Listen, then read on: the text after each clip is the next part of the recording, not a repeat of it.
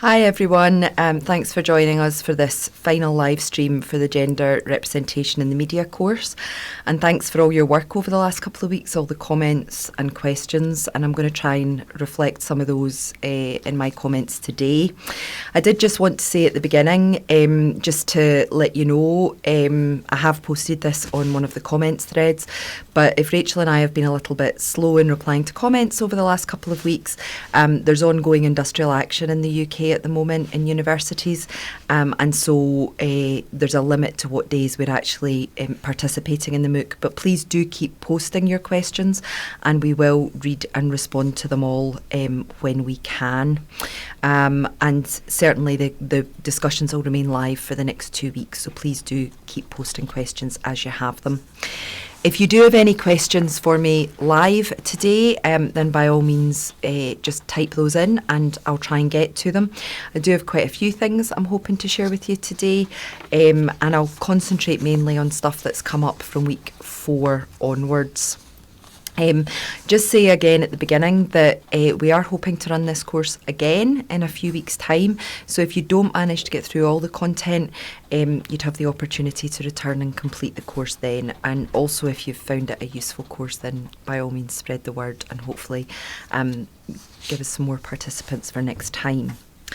Okay, so just got some notes here to remind me of the different things that have come up. So one of the things I'd wanted to respond to in relation to week 4, which you'll remember was the week on violence. Obviously, a lot has happened over the last few weeks. And Shivangi and Fiona had both asked questions about including helplines in news reporting. And thank you for those questions. I completely agree that this is a really important strategy, and we're really, in Scotland at the moment, we're really trying to work with media partners to encourage news agencies to be doing this as a matter of course. One of the things that Brenna Jessie, who you've met in the course of you met in week 4, and also myself, Brenna and I have been working on guidelines on reporting of sexual assault trials specifically, and I've shared the link for those in the comments on week 4, and one of the things we've really tried to flag there is helplines, and we launched the guidelines last Friday and we've already had some really positive take up, and one of the things that's making me reflect on, we've had guidelines specifically targeting the Scottish media, so we were able to give them a boilerplate statement saying, basically, if you've been affected by these issues, call this number. And because we were able to do that in quite a localised, focused way, given the number for Rape Crisis Scotland, we've actually seen some take-up. So that's something you might want to reflect on in your own local context. Is that something you might be able to do? I should say both the guidelines that Brenna and I have developed and shared via the Gender Equal Media Scotland site, and also the Zero Tolerance guidelines, which we talk about, which Jenny talks about in week 4. Those guidelines, please do feel free to use them in your own context or adapt them for your own contexts. And if you do use them, then please let us know. We're also always grateful for feedback. Just on the Violence Week as well, I just wanted to comment on Roman Polanski's win at the Caesars last weekend. Some of you may know that he won a Best Directing Caesar, the French equivalent of the Oscars. And this has caused considerable controversy because Polanski fled the US after being convicted of statutory rape, so rape of a 13-year-old child. And Kyle, you'd shared our link, which I'd encourage people to check out if you haven't already, to a translation of Virginie Despentes, her response to that win, which I think is really, it's been shared in the feminist journal MAI, M-A-I, and really gives a very angry response to his win. And it got me thinking about a number of things we've talked about in this course. First of all, obviously, things like cultural value, who gets these awards in the first place, whose work is recognised, and also what we've talked about in relation to representations of violence and which perpetrators are deemed credible as perpetrators. But it also got me thinking about something we haven't talked about a huge amount, which is what some critics have called auteur apologism. And by that we mean when a man is accused of some kind, a man who's in the creative and cultural industries in particular, is accused of some kind of a sexual assault, or indeed, as in Polanski's case, found guilty, that we're asked to think that his art and the value of his art must outweigh the damage that he's done, and we've certainly seen a lot of that in the last week. So thanks to Kyle for sharing that response, and I do recommend that you have a look at it. The other thing it really makes visible to me is how unusual it is for us to find women's anger represented in the media in such an undiluted form, and that's maybe a useful thing for us to think about in terms of some of the questions we've talked about in relation to voice and what kind of patterns of speech women are allowed, and how women's contributions to public life are often written about as though they're over emotional and so on. So I think that was all I really wanted to flag in relation to week 4. Week 5, so that's where we were dealing with sexualisation and body image. Thanks to Elizabeth for sharing the Just Be a Lady video, which again has just been released in the last week or two. And I really encourage you to check out the resources and have a look at that video. It's hosted by Cynthia Nixon, who most famously played Miranda in the Sex and the City TV series, and is a really good example, I think, of some of the impossible contradictions of femininity and the policing of women. Whatever we do, show your body, don't show your body, you're too modest, you're not modest enough, all those kind of contradictions. And it makes that really visible using images from advertising, modelling, and others. So I think it's well worth checking out. So thanks, Elizabeth, for sharing that. Now, Margaret, Julia and Irene, the three of you raised the question of ageism in relation to some of the content this week. And thank you for doing so. I think it really made me realise that actually we've not considered the intersection of gender and age as much on this course as we might have done. And that's something for us to reflect on and think about how we might build in some additional content moving forward. But also, you'd flagged the way that in one of the videos that we used this week, we seem to fall back into some stereotypes about older women in particular, and I think the comment was specifically about grandparents and their use of social media. And I'm really grateful to you for flagging this, because one of the things I hope all of us take from this course is that stereotypes and ideas about gender, about race, about age, about disability, sexuality, are part of the very air that we breathe. And it's not simply the case that it's the media that reproduce these stereotypes. We're all actively involved in that. And it's really valuable for us all to reflect on the language we use, the stereotypes we reach for, and so on. So I think that's a really useful reminder to all of us, which isn't to say we need to police our language and our thought in such a way that it's impossible to say anything. The very opposite, actually. It's to encourage us just to develop that kind of critical reflexivity and to understand that actually we will make mistakes in that sense, and that those can be really valuable learning tools. So thank you to the three of you for highlighting that this week.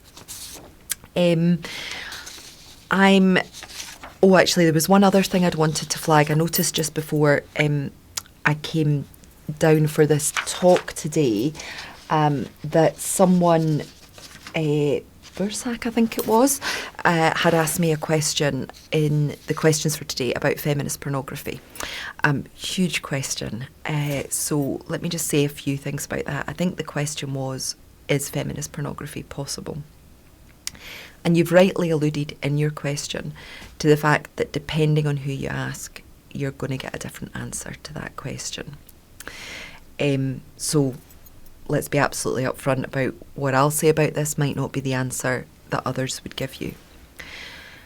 I think for me, answering that question depends a lot on what we think pornography is. If we're asking, can there be sexually explicit material produced that upholds feminist principles in its production practices and that shows sexuality and sexual acts in ways that aren't exploitative, then yes, I would like to think that's possible. I think the challenge that we face, though, in trying to imagine what that might look like are the systems that we currently work within. And the systems whereby pornography as an industry is absolutely not built on those kind of principles. And I think we also need to ask about the long history of pornography in terms of how it functions. So in the way that pornography functions in, if you like, in its mainstream, in its most dominant form, pornography involves the viewer looking at sexual acts of others for the viewer's sexual pleasure, regardless of the sexual pleasure of the people on screen. That pleasure may be faked, it may look more or less authentic, people may even be represented in distress. And it's that dynamic about taking other people as objects and the extent to which that, in the societies that we're in, is indivisible from questions about gender power, about racialised power, about class, that I think makes the prospect of feminist pornography a challenging one for us to imagine if we think about pornography as an industrial, as an industry, as an industrial context. So I appreciate I'm doing what Petra talks about in one of her videos in week 5 as the classic example of academics saying the answer is it depends. But I suppose what I'd ask you to think about if you're exploring those questions are some of the questions we've highlighted throughout this course. Where's the power? What are the conditions, the working conditions? And how do these things function in a broader social and cultural context? So thank you for the question. It's a big one, and we could have at least a full week, if not more, devoted to trying to answer it. But I hope that's given you some things to think about. And now I'm going to move on to talk about sport, which was the focus of our content last week. Now, what I want to focus on here, first of all, a huge thank you to all of you who have undertaken the media monitoring tasks where you are. I was really quite blown away by the really fantastic content that you've produced. And if you're watching this and you're not in the habit of reading the comments on any of the videos or tasks, I'd really thoroughly encourage you to read the comments on step 6.8, which is about media monitoring, because there's some really fascinating results that people have found.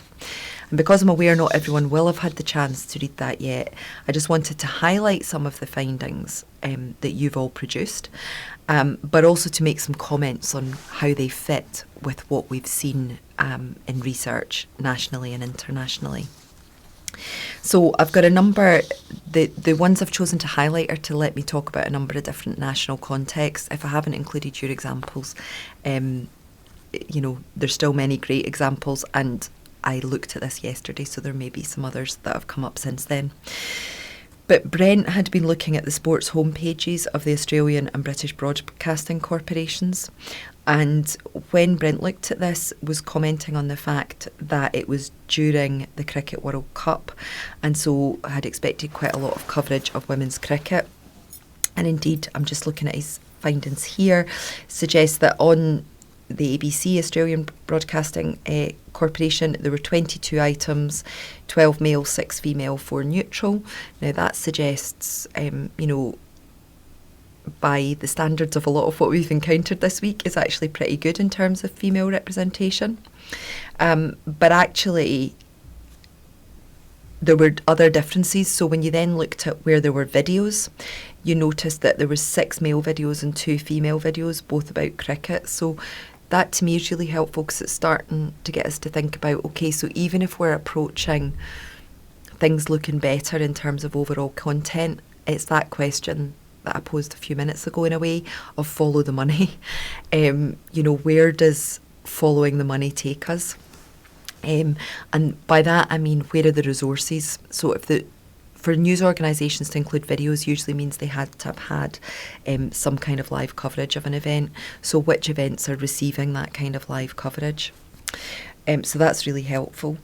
I think as well, the commentary shows, Brent's commentary shows that event coverage, and Andrew Jenkin reflected on this in the videos this week as well to an extent. Event coverage is often where we do see women's sport receive more coverage than it does in routine periods. So when there are events like the Cricket World Cup, like the FIFA Women's World Cup last summer, which we heard a bit about in the videos this week, then women's sport can get a bit more coverage. I think the challenge is how and if that's maintained in more routine periods. And unfortunately, the findings of studies globally suggest we've got an awful long way to go there. But thank you for that example. And Game, I'm not sure how to pronounce your name, from Botswana. Thank you for what you've shared. You're a researcher in this area and have shared that you went through sports articles in 7 newspapers in your country, in Botswana, spanning 2015 to 2019. So this is, quite weighty data. And you point out that what you found was that for every 10 stories, 2 were about women's sport. Now, depressingly, with 20% of news coverage, sports news coverage, focusing on women, this actually suggests that Botswana is doing really well against global coverage, which, as I say, is a pretty depressing statistic when you're only looking at 20%, and you're quite rightly looking at how that can be improved. But I think I found that really interesting, that certainly what you've found in the newspapers where you are is that actually Botswana might be leading the pack in terms of some of the coverage. So that's really interesting to know. Because if we compare that, for instance, to what Rebecca looked at by looking at the Independent newspaper, looking at their website, and that's a UK paper. Rebecca, you found that 1 in 10 of the stories on the Independent's site were actually about women, so compared to 2 in 10 in Botswana. I was really struck, and thank you for pointing to this, that you also looked at the placement of the stories. So you found that the first story to actually feature women's sport was the 11th on the sports page, and then the other stories featuring women were number 37, 38 and 40. So if we think back to what we looked at in week 2 when we talked about media monitoring, clearly what we're seeing here is it's not just important to count the overall presence of women and men, but actually to look at the relative value, at the placement, at the weight given to those stories. So we've clearly still got a long way to go in sports. Just a few more examples I want to highlight here. Kristen and Elizabeth in the US and UK had both looked at local news, and I think that's really interesting because certainly in the work that I've done working with women's sports organisations local to me, there's often a perception that local news is where it's possible for us to make more of a breakthrough. Partly in the UK because of the underfunding of local news journalism. There's a sense that if we can get our stories to the local press, then maybe they'll be more willing to run with them than some of the national agencies. And somewhat depressingly, both Kristen and Elizabeth found that actually local news reporting was just as bad as the national picture. So I'm afraid you've burst my bubble there a wee bit. I was feeling a bit optimistic, but it suggests that we still have a long way to go whether we're looking at local, national or international coverage. Jo, in Germany, you found in the study you did a really depressing fact, which was that it was all men, except for Maria Sharapova's retirement from tennis. How telling is that the one story you found about women's sport was about a woman giving up sport or giving up sport at an elite level? And I think Sharapova's a really interesting figure. There has been work looking at her representation in particular, because she does have a disproportionate weight of representation often, partly because of her physical appearance and the sport in which she plays. And so there's lots of issues there to unpack. Karine in Portugal was looking at rowing championships, something I would never have thought to look at. And what I loved about your examples was you were really paying attention to the use of language to describe men's and women's achievements. So I'm just going to look at my notes here to quote, because you said that the captions accompanying photos, action photos of the men and women taking part in these championships, were very telling. So where there were male rowers, we were having things like their captions saying that this was, this person in action, that they were waiting for the new monster, that they were catching a giant wave. So really quite kind of active and even kind of quite aggressive language, that idea of taming a monster. In contrast, you found that the most prominent photograph of a woman was captioned, French rider Justine Dupont manages to catch one of the giants with the help of, and then a male sportsman listed there. And I mean, you've got the with the help of, so the female athlete is seen only in relation to her male counterpart. But I was also really struck by that idea that she managed to catch it. I mean, almost by accident. In the one hand, you've got men waiting for the monsters and men in action, and you've got the woman managing to catch it. So thanks for reminding us that it's really important that we pay attention to the language used and not just count the number of photographs, say, of men and women. Lepus in Chile had been monitoring the websites of Chilean news, and again, a bit like Joe in Germany, had found that there really wasn't news about women in sports there, and that the vast majority of information was about football and a little about tennis. You did comment that in one site there appeared to be a photograph of a Chinese woman because of the Olympic Games and the coronavirus alert, so questions about whether that was going to impact, I presume, the Chinese team travelling to Japan for the Olympics. But I did think that was an interesting example if that was the one place where women's sport was being featured, because it again suggests something about sort of vulnerability rather than the capacity and action of these sportswomen. And then I think my final example, you can tell I had great fun going through all of this. It was really brilliant stuff. Thank you. Sandra in Spain had been looking at Marca.com, one of the most popular media dedicated to sports in Spain, which specialises in football. And again, just to put the Botswana findings into a context, found that women's sport made up only 5.6% of sport covered in that website. So another really striking example. And you also pointed to the fact that despite the dominance of football on that site, there was absolutely nothing on women's football. So some pretty sobering statistics there. Before I wrap up thinking about week 6, you've done some amazing work here, and I'd really like to challenge you all to think what you want to do with that work next. I think you've got some really interesting snapshot analyses that it would be worth sharing with the news organisations, that it would be worth writing to editors, pointing out this bias, sharing findings on social media, and really trying to encourage others to be as aware as you are of those discrepancies and to really highlight them. So I'd love to see some of that taking place, and if you do get responses, I'd love to hear what they are. I just think you've done some really fascinating work here, and it's worth doing something with it. So thank you. So I'm going to move on to our final week on feminist spaces and feminist media. I think it's good for us to end on perhaps a more hopeful note than our 5.6% of women's sports coverage on that Spanish site, for instance. And I've really enjoyed reading what you've found through your readings of Spare Rib, for instance, which was one of the tasks for this week, looking at the British feminist magazine Spare Rib, which ran from the 1970s to I think the early 90s.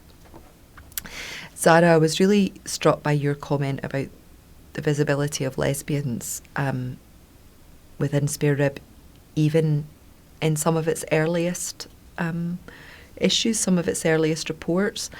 And Heidi, similarly, you'd commented on seeing women of colour on some of the Spare Rib covers, albeit a minority. What I found really valuable about those comments was the fact that it's a really potent reminder that intersectionality isn't a new idea. Feminism has been grappling with questions of what's the relationship between gender and race, or gender and sexuality, what do women share, and how are our experiences different? Really, certainly all the way through the second wave.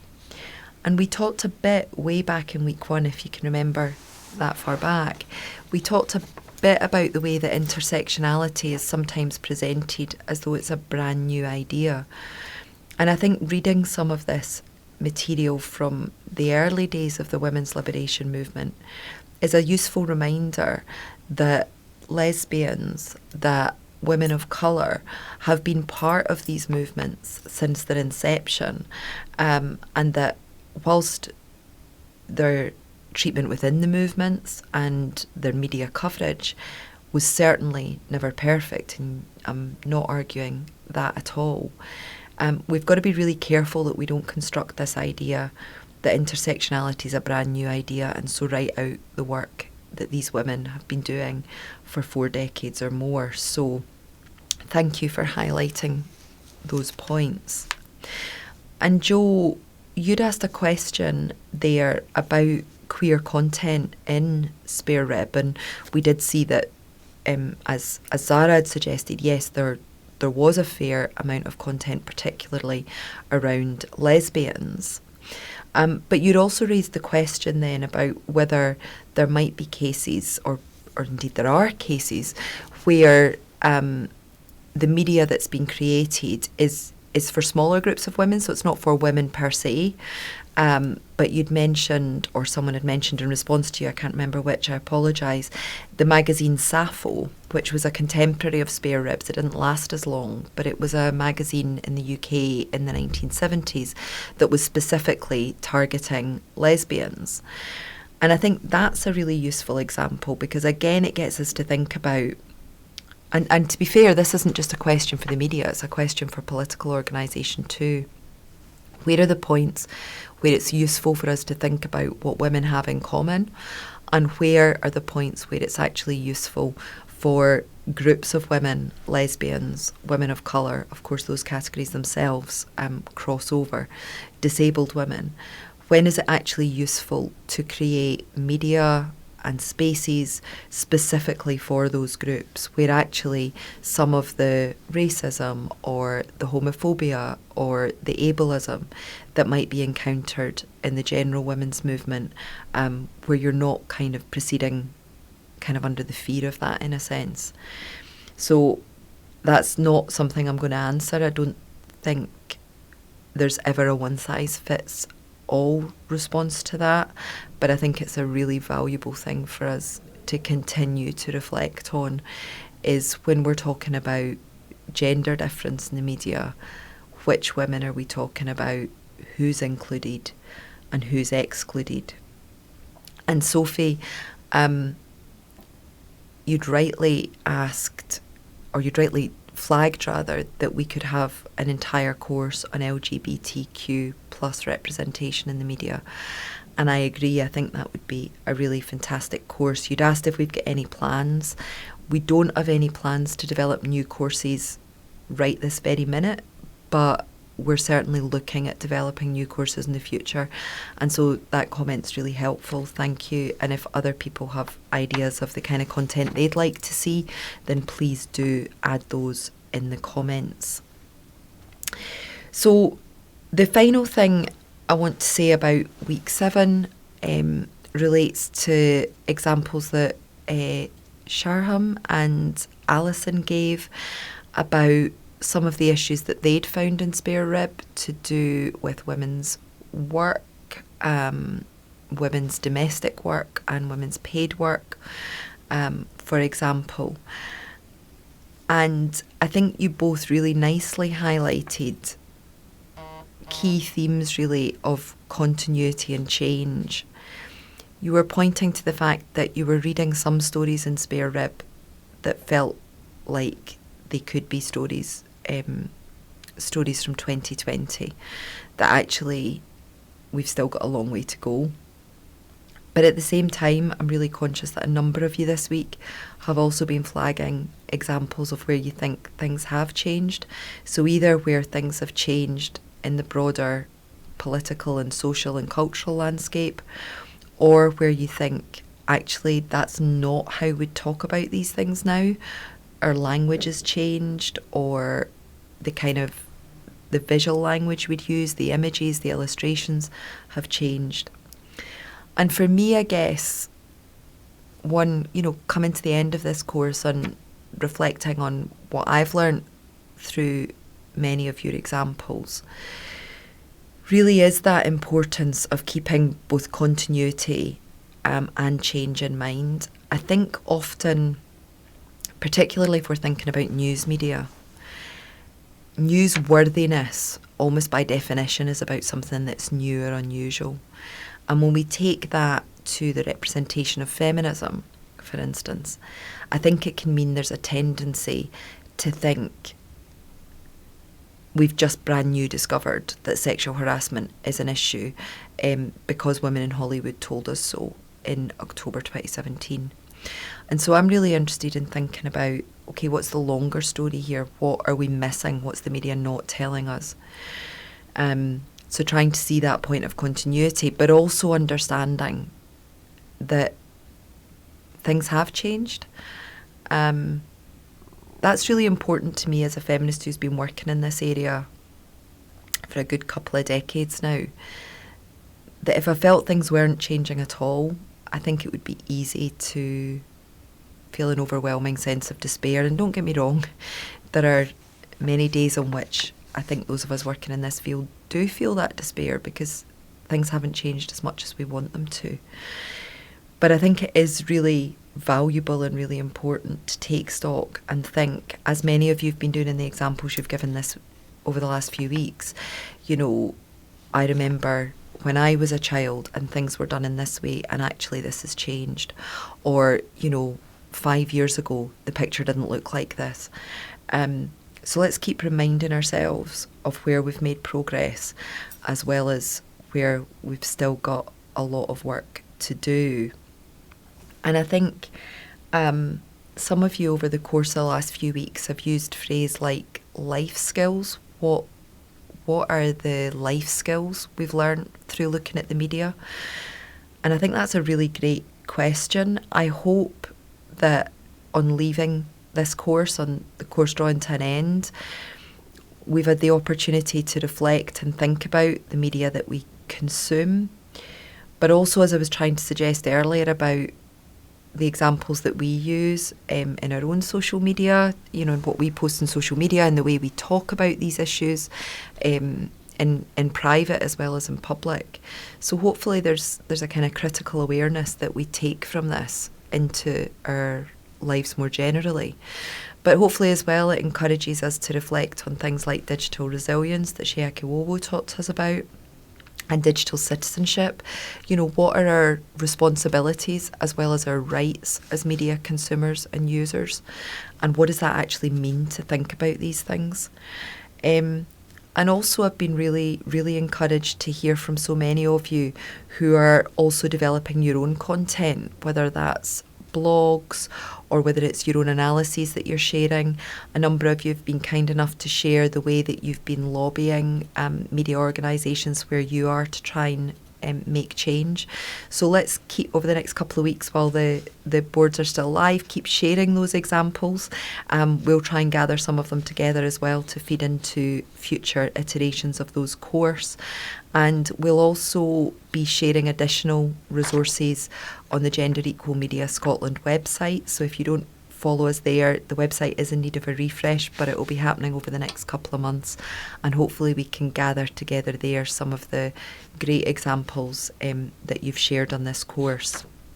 Now, Nikki posted a question for me this morning that I probably regret whatever I say and answer, because I'll think of another answer immediately after. But Nikki had asked, look, there's loads of great resources being shared here.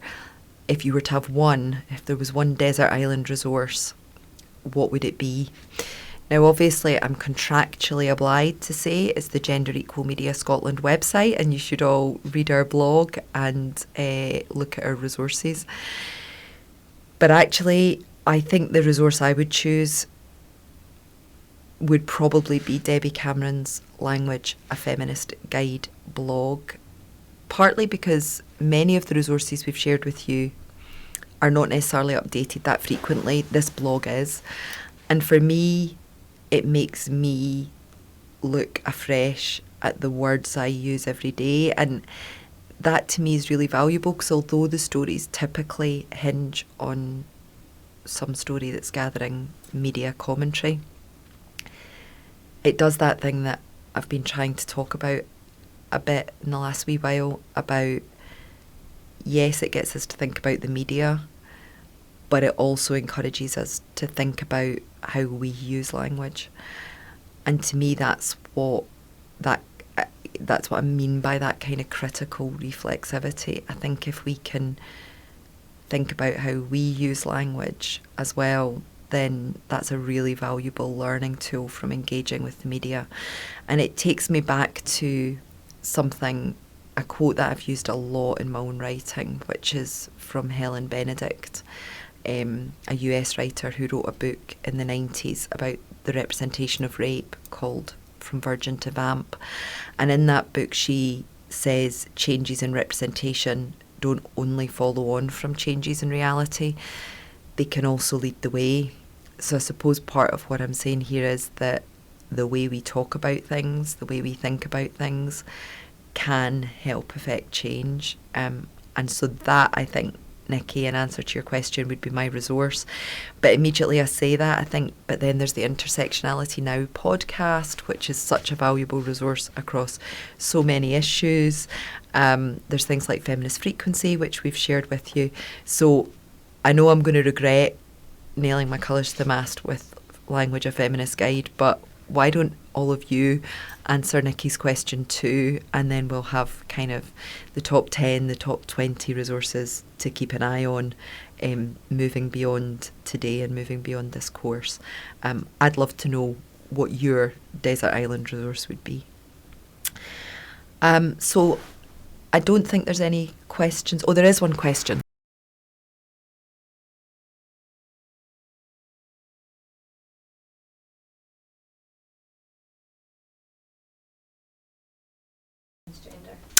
So thank you. So the question there was, in Spare Rib, was there much representation of other LGBTQ groups? So I talked about lesbians when I was talking about Spare Rib, and that was deliberate because those were the examples that you'd highlighted.